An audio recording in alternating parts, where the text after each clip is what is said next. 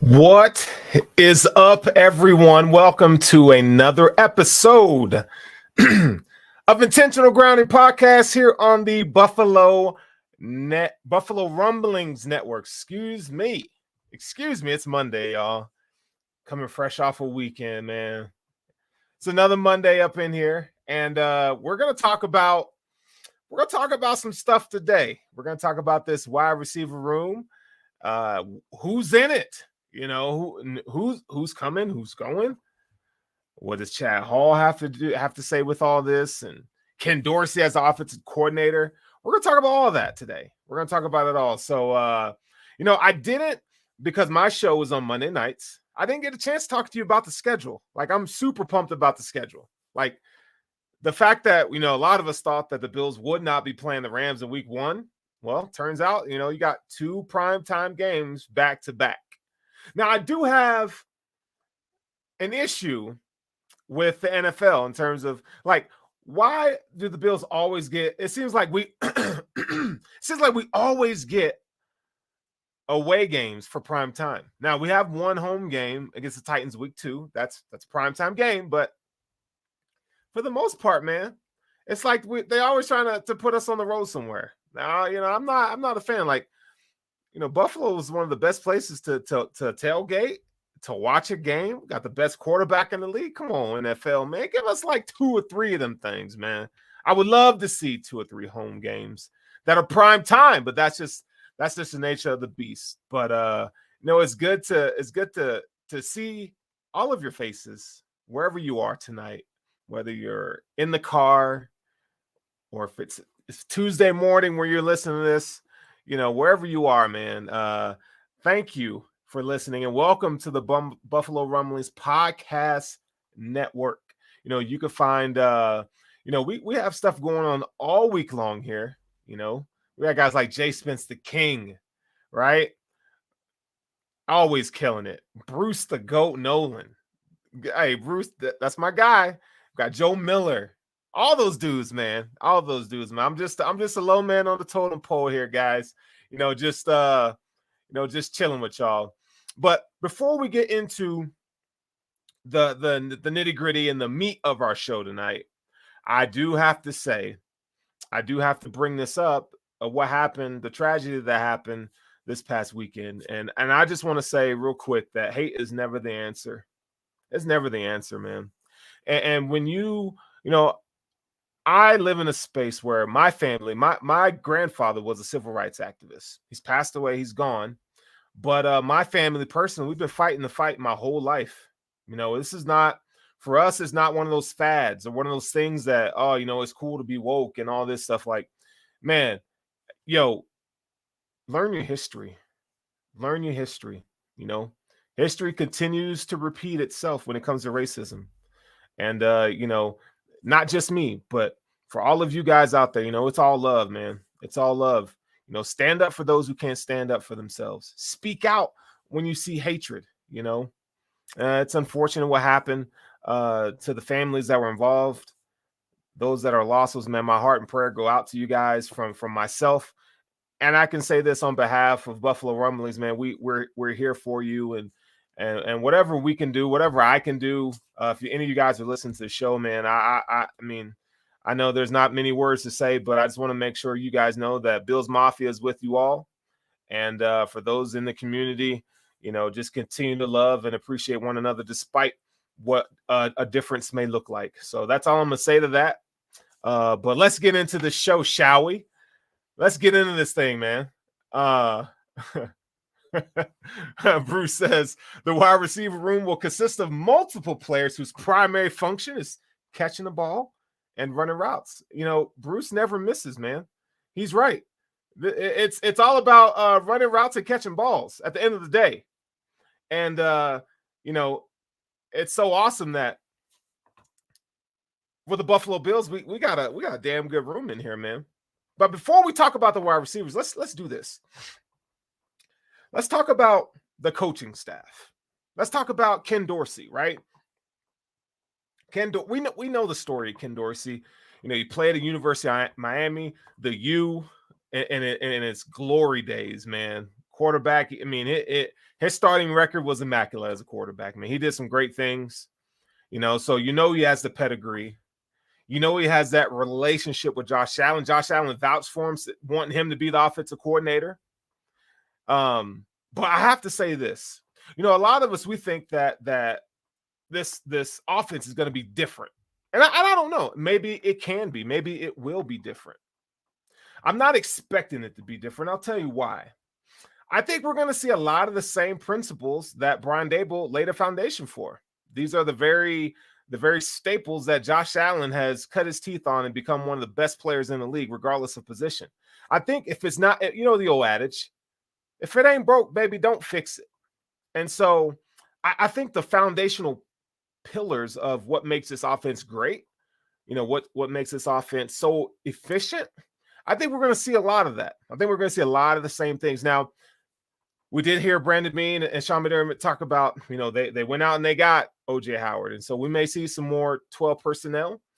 But that's not going to be our base offense. It's not going to be a 12 personnel. But I do think Sean McDermott does want to run the ball more than what they ran the ball last year. So it's going to be interesting to see what the focus and the mindset is for Ken Dorsey. He hasn't called plays, but I think that's kind of overrated.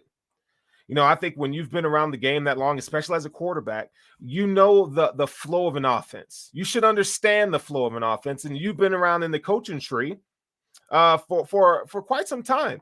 So you should have a firm grasp and understanding of how you want to approach, a game, right? You got Joe Brady. I mean, they got guys, so coming up with the game plan and executing it, I don't think he's going to have a problem there.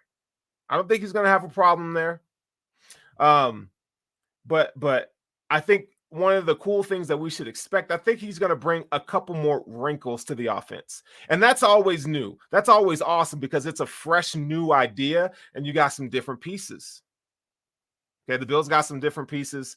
Guys like Jameson, Khalil Shakir, just to name a couple. We're not going to mention O.J. Howard and Dawson Knox just because they're not wide receivers. They're tight ends.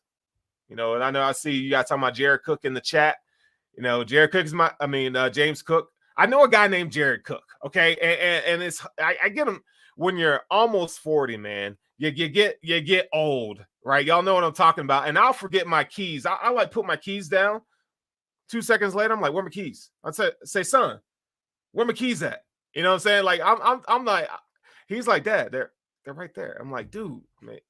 I'm just telling you, man, when you get older, you start messing up names. So James Cook, correct me again, you stay on me. Correct me if I say Jared, Jared's my homie. All right. But James Cook, running back, University of Georgia. I've watched a lot of his tape. I know who he is, but he's a running back, right? So I think Dorsey's going to bring some new wrinkles. I don't know what they're going to be. Now, I do know 12 personnel is part of that, right? Based off of the recent signing of O.J. Howard. Now, you got O.J. Howard, right? But let's talk about Khalil Shakir, and Jameson Crowder. Just in the, I'm going to hit on this just a little bit, but those guys are yards after catch guys. They're both slot receivers. Khalil Shakir is not a boundary receiver. He's a slot guy. He's a pure slot guy. Okay. And so we saw the Bills have a need for guys that can run after catch. So statistically, Josh Allen he doesn't shine in the short passing game like he does in the intermediate and long passing game. His numbers aren't as great in the short game. And I think when you get guys like Khalil Shakir and you get guys like Jameson Crowder, they're going to really help. And James Cook, they're really going to help those numbers and the efficiency of the offense get better just by, getting the screen game going. I think that's one of the reasons why you saw the Bills that we talked about last week, the Bills getting better at the offensive line. It's going to open all that stuff up. So we're going to see the Bills kind of improve there. So Ken Dorsey, I like the idea of him. I think it's going to be a great move. And I can't wait to see the wrinkles, that he kind of throws in there. So my next guy I wanted to brush on before we start getting to the players is Chad Hall. Chad Hall is a guy that played football at the University of Air Force. That's like right down the street from me, about an hour away. Okay, so y'all know I'm in Denver, and Colorado Springs. There's the Air Force Academy. This is where he played, and you have to go back to, one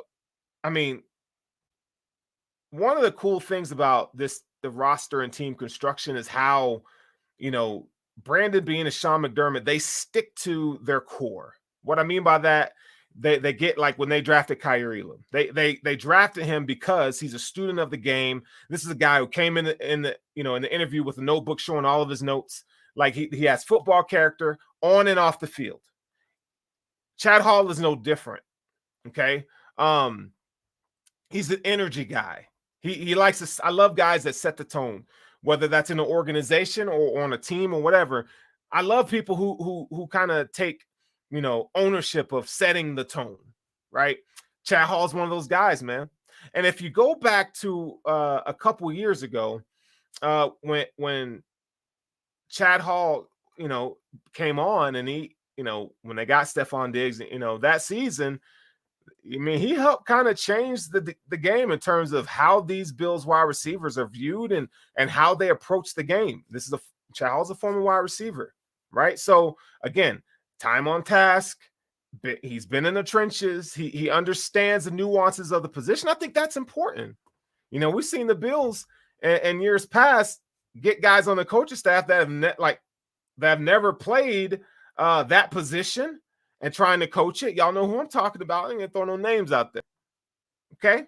But the DNA of this team is so focused, and it's so that they just stick to what their core foundational beliefs are. And I love it. So Chad Hall's one of those guys. So I go back to an article that Marcel Louis-Jacques wrote a couple years ago about Chad Hall. And this is what Stefan Diggs had to say about Chad Hall, and I freaking love it. And he said, he goes, I give almost 100% credit to Chad Hall. Diggs said, he says he puts a lot of extra time in. He said, I told him recently he's probably one of the best coaches, if not the best coach I've ever had, as far as mentally preparing me and mentally getting me ready for the game. Now that is coming from one of the top wide receivers in the game, in Stefan Diggs. Think about that. Again, Stefan Diggs says he puts a lot of extra time in. We talk about that football DNA from McDermott and Brandon Beane, the stuff that they love, right? Those foundational truths of this organization. Stefan Diggs says he's probably one of the best coaches, if not the best coach I've ever had, as far as mentally preparing me and mentally getting me ready for the game. Now, how many times have you guys heard that football is such a, it's a mental sport? Like, you're, from an athletic standpoint, you're competing with the best athletes, right? But there is a mental part of the game that has to be not just as important, if not more. It's the mental aspect. Tom Brady is a big proponent of this, of that mental grind and the mental aspect, that player psychology. This is a guy that embodies those things, and you got one of the best players at the position saying this. That's not, that's high praise. That's glowing. That stuff's important, man. So this is our wide receivers coach, and he's done a fantastic job for the short time he's been here, and you gotta love it, man. So his time with Sean McDermott goes back to 2010, right? So Sean McDermott's known this dude for quite some time, and you just love to see the maturation and the growth, from the coaches on this staff, man. It's fantastic. So let's talk about these players. All right, let's talk about who we have in the room. All right, so let's talk about who left. All right, so Emmanuel Sanders, he's gone. Cole Beasley is gone. Okay, So we know Emmanuel Sanders, he had 72 targets last year, 42 receptions. He had 626 yards. He battled injuries, right? He averaged 8.5 yards per catch. Doesn't really offer you much in terms of runs after catch this late in his career. And he's probably going to retire. Okay. But he gave you 4 touchdowns.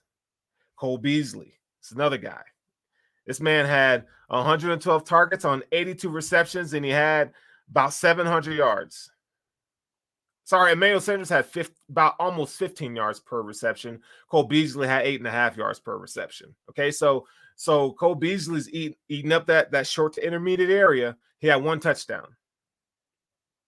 Okay, so in terms of plays that are 20 yards down the field, Cole Beasley had 5. Emmanuel Sanders had 10. Okay. Cole Beasley had 34 catches for first downs. Emmanuel Sanders had 31. So you kind of see some similarities there. Now, both of these guys are excellent route runners. So I think to say, that we're just going to replace those guys, I think that's, I can't sit here and say that definitively. I do like what Jameson Crowder brings to the table. Khalil Shakir is a rookie. So what does that mean for, Josh Allen, these receivers? Is he going to have to rely on Stefan Diggs more? I think that's something that we're going to have to take a look at. Who's in? We know I mentioned Khalil Shakir. I mentioned Stefan. I mentioned who did I just mention? All right, see, I told you I'm getting old here. Emmanuel Sanders. Yes, Emmanuel Sanders, Cole Beasley gone. Stefan Diggs is here. Gabriel Davis is here. Isaiah McKenzie's here, right? So Jameson Crowder, Khalil Shakir, Stevenson, Hodgins, Kumbro. These are guys that make up the wide receiver room for the Buffalo Bills. Now, I'm not saying that everybody's going to have a major impact, but let's talk about a couple of them, shall we? Here's a good question. Steve Lynn says, who's taking the top off the defense? Man, I don't think the Bills have a guy that's just going to take the top off of defense. They're still missing that guy. And I don't think they're going to get him. They're not going to get him this year. I think they like who they have. You don't always have to be a burner to take the top off of defense. I think how you run your routes, your release package, getting off the line and getting into your route, I think a lot of that matters. But having that breakaway speed, it definitely helps your cause. Now, we know Stefan Diggs can get deep.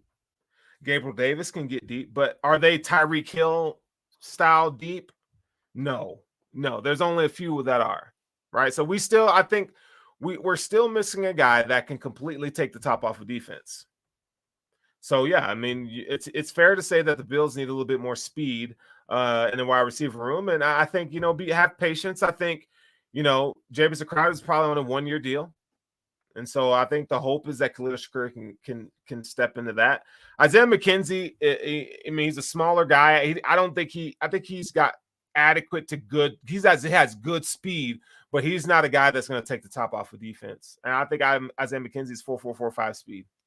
And I'm not saying that's slow, but I think he's more quick and shifty than he is just down the field. I'm burning you, right? You would hope for guys like Marquez Stevenson to be a guy that can take the top off of defense, but in terms of route running ability, I just don't think that he's there yet. I don't think that he's there yet. But let's talk about Stefan Diggs, shall we? So Stefan Diggs last season, okay? Stefan Diggs last season, okay, 103 receptions, 164 targets for 1,200 yards, 10 touchdowns. All right. Stefan Diggs is one of the top 5 receivers in the game. Now, wherever you place him, that's totally up to you. There's some really good receivers, but he is not, there's no way that someone can convince me that Stefan Diggs is not in the top 5. I don't care what you say.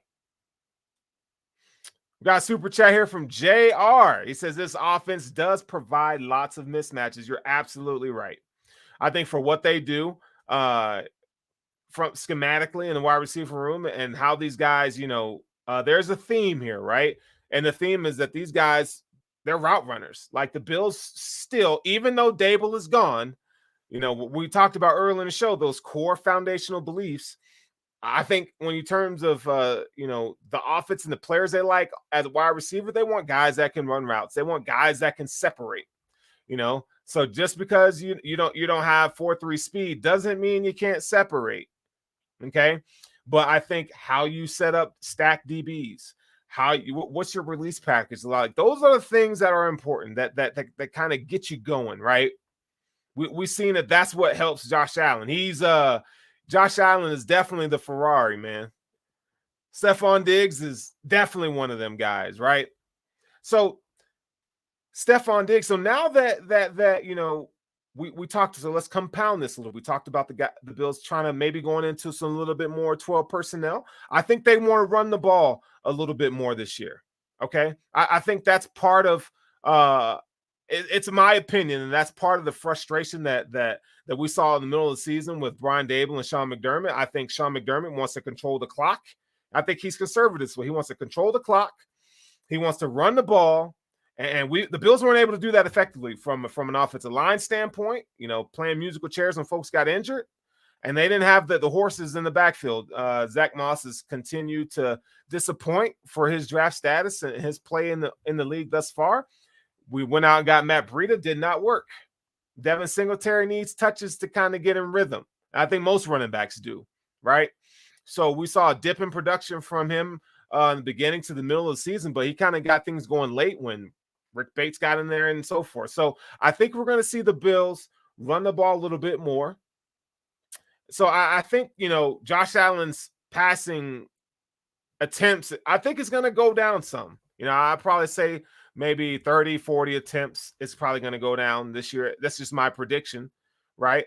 So will he target Stefan Diggs more? Now, 2 seasons ago, when Stefan Diggs was leading the league in receptions, he was leading the league in targets, leading the league in yards. What happened? My man got injured, right? He was injured toward the end of the year. He wasn't at his best in the playoffs. Now, that did propel them to AFC Championship game, but you need Stefan Diggs to be healthy. So, we saw in the beginning of the season, the offense was kind of slow, and they were, I don't feel like they were incorporating Diggs into the game plan as much as they should have, or going to him as much as they should. But I think that was by design, and it was frustrating to see that. It was as a fan, as a film watcher, you're frustrated because you want Diggs to get more receptions and more targets, more looks. So I think it's my prediction, it's my estimation that Stefan Diggs, like I said, I gave you what his stats were last year. I think he's going to have a little bit more targets this year. Now, how they do that, I don't know. But you got to keep in mind, Stefan Diggs is a guy that doesn't take a lot of hits, right? He's very smart about how he prepares for the game and his body and so forth. So he doesn't take a lot of hits.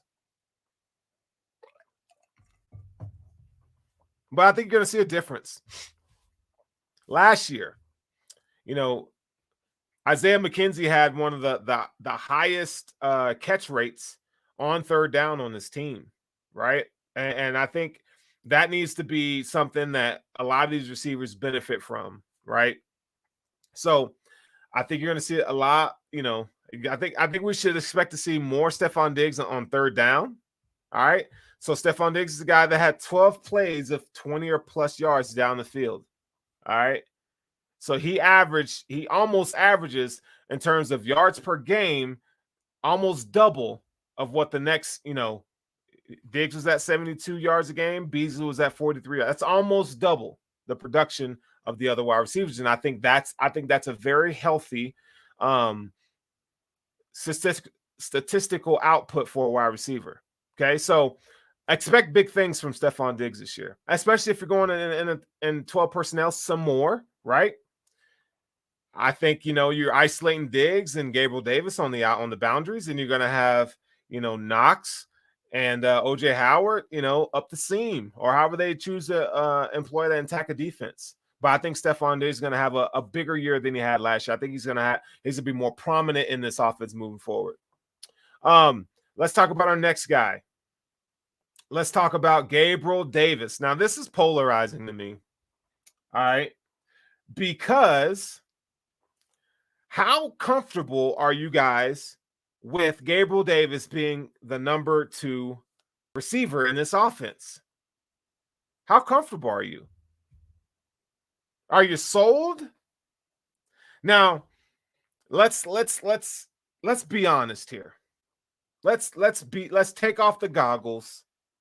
Let's talk about it. Let's be honest here. If you take Stefan Diggs out of the game, Gabriel Davis is not catching 4 touchdown passes in Kansas City. I'm telling you right now. Gabriel Davis does benefit from having guys like Stefan Diggs, Cole Beasley, Emmanuel Sanders last year. Okay, Dawson Knox. He benefits. Not saying that's a bad thing, right? But to insert him into the number 2 wide receiver role, I think it's fair to have questions about it. Now, what can I say about Gabriel Davis and his production or what he's shown? Now, he really didn't do anything in the early to middle of the season. He came on late. And I think one of the reasons was because I feel like his route running had to improve. I mean, we knew the way you watch him on film, he knows the playbook, right? That was an issue, but it's his route running, getting in and out of breaks, his release package.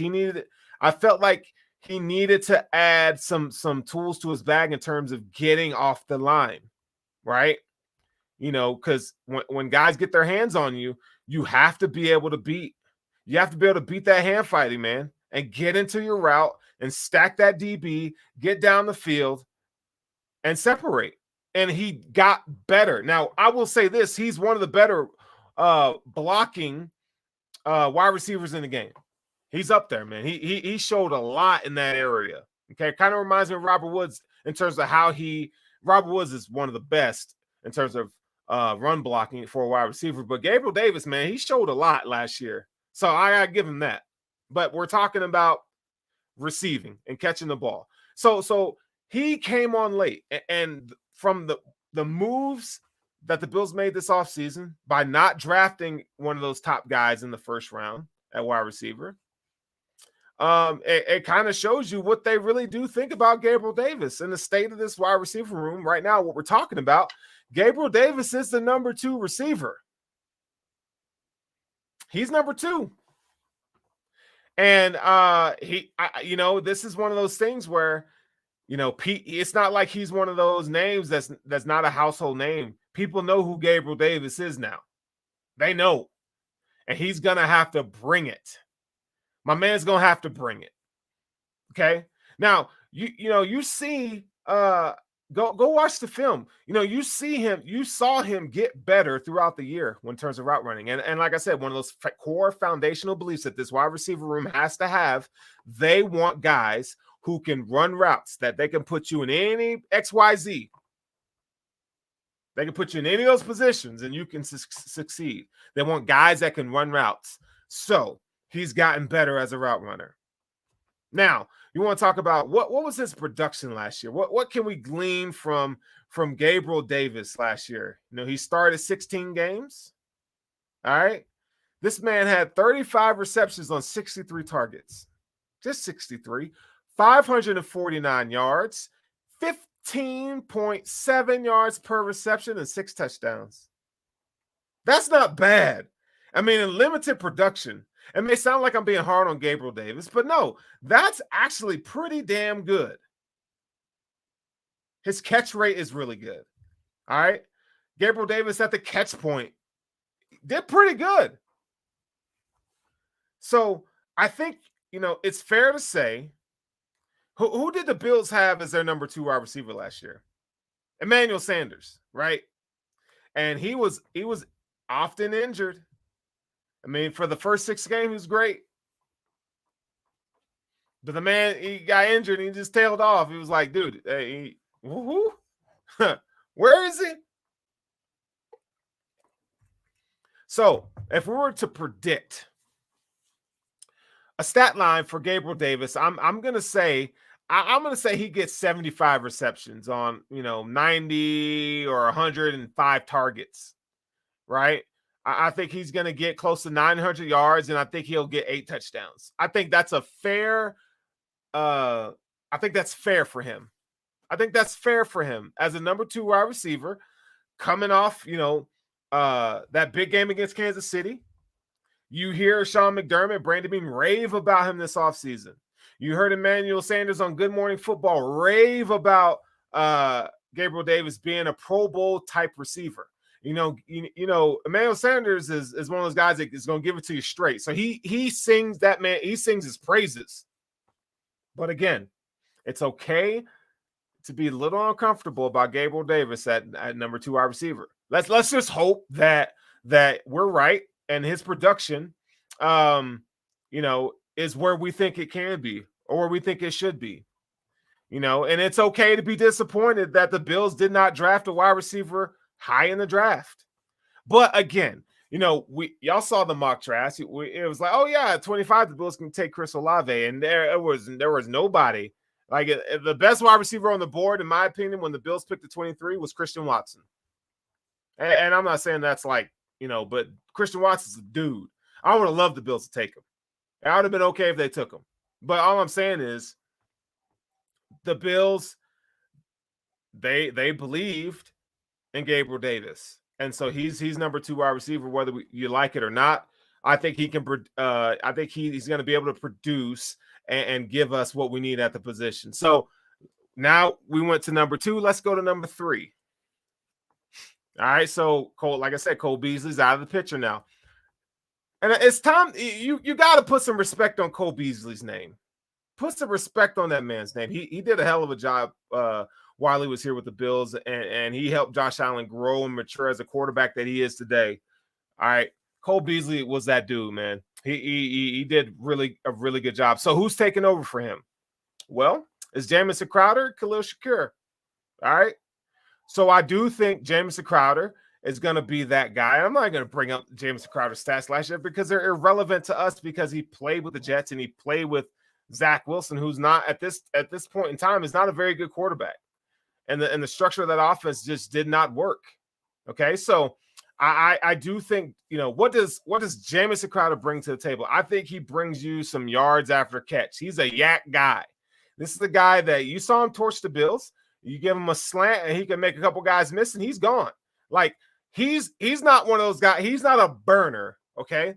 But his play speed is really good. And I think he's a guy that you got to get him the ball in space, short passes, man, comebacks in breaking routes. Get him some of those where he can make a guy miss and take it to the house. I think you're going to see a lot of that from him. Now, I don't expect him to have the production that Cole Beasley had, but also we got to keep in mind that Jameson Crowder, to my knowledge, hasn't played a full 17 or full 16 game schedule since he's been in the league. So he's always battled injuries. That your best ability is your what?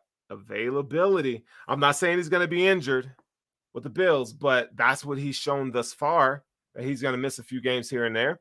So I think that's maybe one of the reasons why the Bills went out and they got Khalil Shakir. So I expect Jameson Crowder to have around 60 receptions this year. I think that's a very fair number. Now, if he exceeds that, great. 60 receptions for 700 yards, 700 to 800 yards.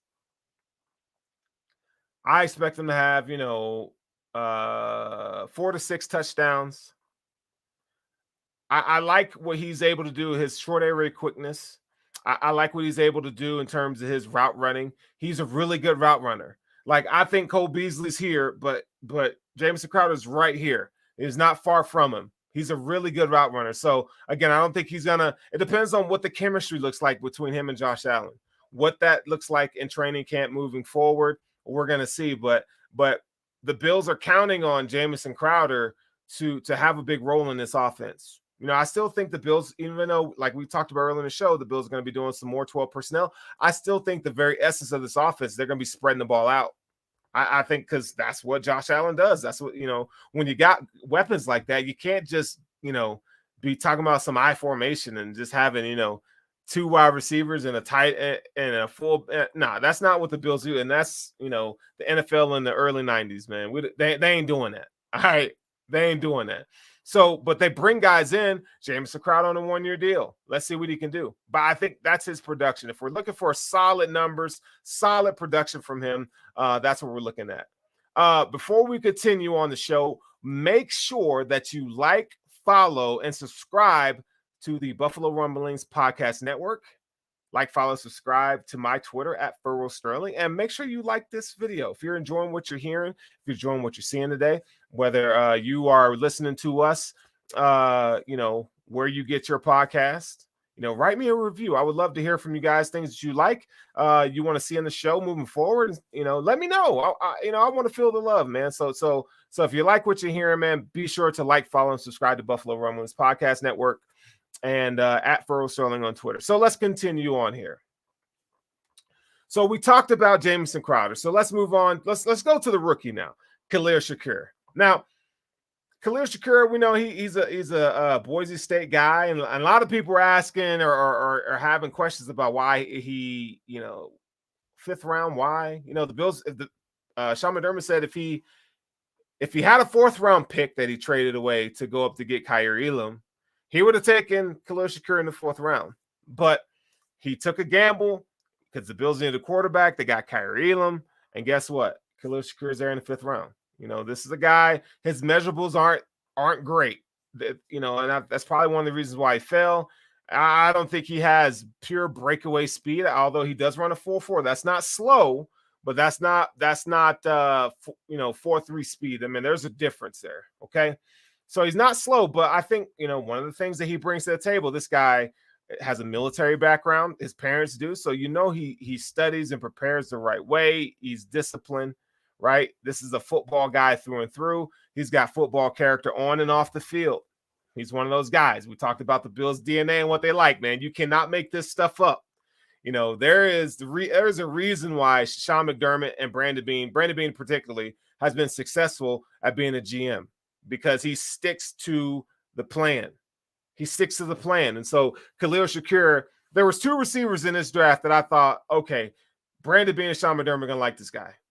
Jalen Tolbert, okay, and then Khalil Shakir was the other one. I felt like if they had to draft a wide receiver mid to late, those are 2 guys that I felt like they would be targeted. And lo and behold, we got Khalil Shakir. So I liked his game. He does suffer from drops. We talked about that a couple weeks ago on intentional grounding here. He does suffer from drops, but that doesn't mean he has bad hands. I just think it's a concentration thing, right? But guess what? He's coming into a situation where he's got the best quarterback in the league in Josh Allen. That's only going to help him. So I think he's going to play that Gabriel Davis role. That's what he's going to do. He's going to play that Gabriel Davis role. So Gabriel Davis has elevated and graduated, but he's going to split those reps with Jameson Crowder. He could do the Isaiah McKenzie stuff as well that we're going to talk about here in a minute.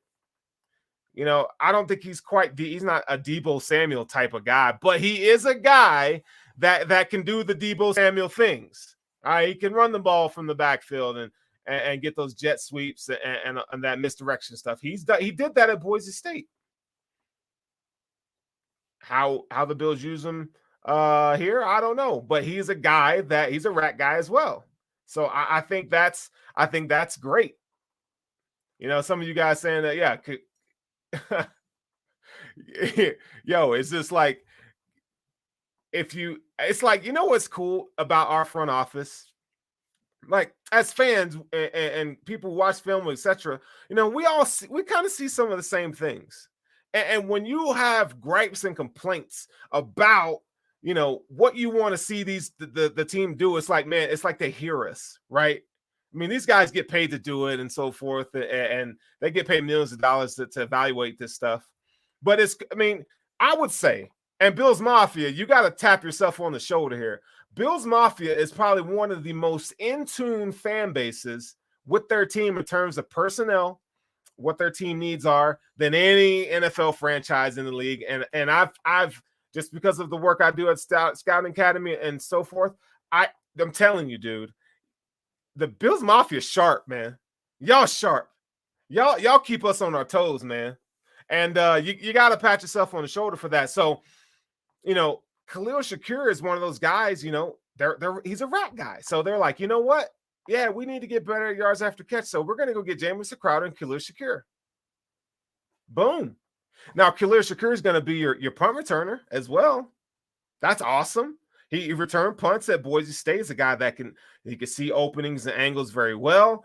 I think he's going to flourish as a punt returner. He's a guy, he has clean hands. He's not going to, he didn't muff, kicks, right? So we don't have to worry about Micah Hyde back there returning punts. Thank God we don't have to worry about Micah Hyde was fantastic, okay? Right, but I don't want to see him back there having to do that. Like we should be able to handle that, man. We should have been able to handle that. Isaiah Mckenzie, man, you got to do better on that. All right, but he's going to offer you some juice in the return game, so you ain't got to worry about that. Now, what is he going to produce this season? What's fair? So we talked about, I think you look no further than what Gabriel Davis produced for you last season, right? I think you're going to see him get somewhere around between 30 to 40 catches, right? Around 60 to 70 targets and about, 400 yards and about 3 or 4 touchdowns is what I expect for Khalil Shakir. Now, if he exceeds that, then hell, great. Like, that's what I'm here for. But I try to come at these things with a level mind, with being level-headed and understand that he's a rookie, right? And so I don't have super high expectations, but I think that's a good start for a rookie in this offense. My next guy. All right. My next guy. Here's a question now. So if you guys have questions for me, man, make sure you super chat them because I see them that way. But I see there's a lot of questions in the chat. I won't be able to get to them, man. You gotta hit me with the super chat because now that I'm solo here, man. So it's hard to go over there and look and then be talking and keep it on staying on track. So let's talk about Isaiah Mckenzie now. Isaiah Mckenzie is one of those guys that you love what he did against the Patriots. I mean, he really stepped up and he helped. Hey, he helped kick some ass. He put the nail in the coffin on the Patriots, man. When we saw him the year before that, kind of get that nuanced gadget player type of role. Now, there was a question whether or not, my question tonight is, did Isaiah Mckenzie graduate in his role? Or is it going to be the same role that he had? Now, he signed a contract this offseason. The Bills can move off from it if they wanted to. So let's say Khalil Shakir comes in and he's like, yo, this dude's legit good. I could see Isaiah Mckenzie being released. Listen, don't get married to the idea that Isaiah McKenzie's making the team. As much as we all like him and a little dirty and he's funny and all this stuff, my man's could get moved. He can get bumped real quick. All right, so if Khalil Shakir comes in and because Khalil can do everything Isaiah can do, right? Now, we've seen Isaiah Mckenzie grow as a route runner. He spent a lot of time with Stefan Diggs, and he spent a lot of time with Cole Beasley, and Cole Beasley vouches for him. We've seen Isaiah Mckenzie, when he's needed, come up in a big way. Now, he's wide receiver 4 on this team. 4A. I would say Khalil Shakur is 3B. McKenzie's 4. He's just 4A. Okay? So you're going to see him. I think we're still going to see him do some of the little nuanced things behind the line of scrimmage, take the jet sweeps. When you kind of use them to do some window dressing behind the line of scrimmage pre-snap. You're going to see a lot of the same stuff. I don't think his role is going to be elevated. Like if the Bills didn't get Jameson Crowder and they just drafted Khalil Shakir, didn't get Jameson Crowder, I would say, okay, then I see how they're going to use Isaiah Mckenzie. He kind of graduated in his role. So we kind of answered our own question there, right? So I think he's going to have the same role that he once had last year. So what's a statistical output for Isaiah Mckenzie that we can look at? Well, we got to look at last year. Okay, this man had 20 receptions on 26 targets.